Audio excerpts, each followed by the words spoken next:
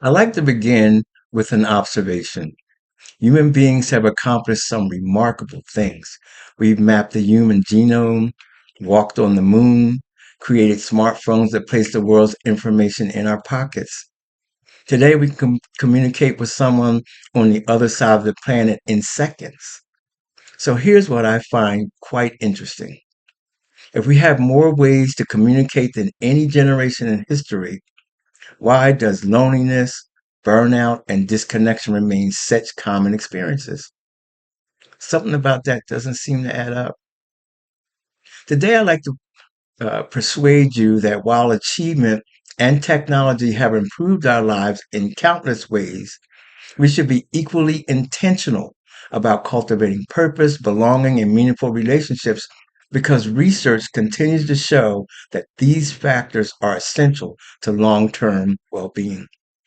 Achievement matters, success matters, technology matters, but connection matters too. Let's start with belonging. According to the Centers for Disease Control and Prevention, strong social connections are associated with better physical and mental health and can help protect against depression, anxiety, and chronic illness. Think about that for a moment.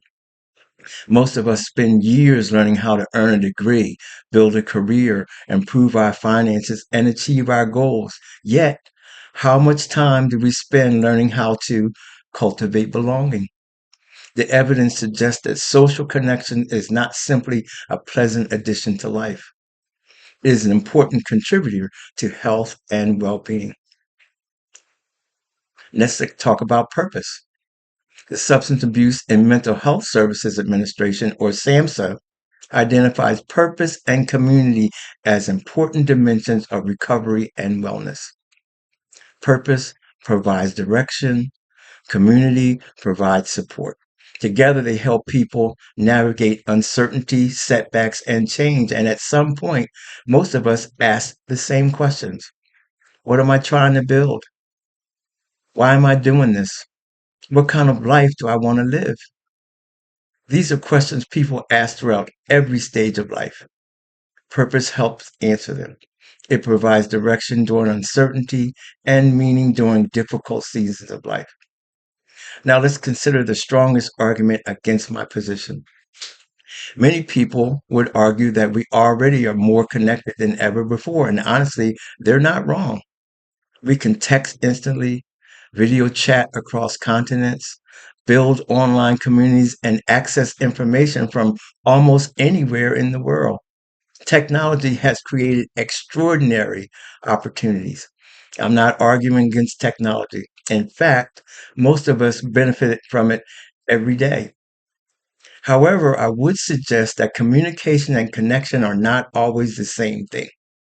A person can have hundreds of contacts and still feel alone. A person can receive thousands of likes and still wonder whether anyone truly knows them.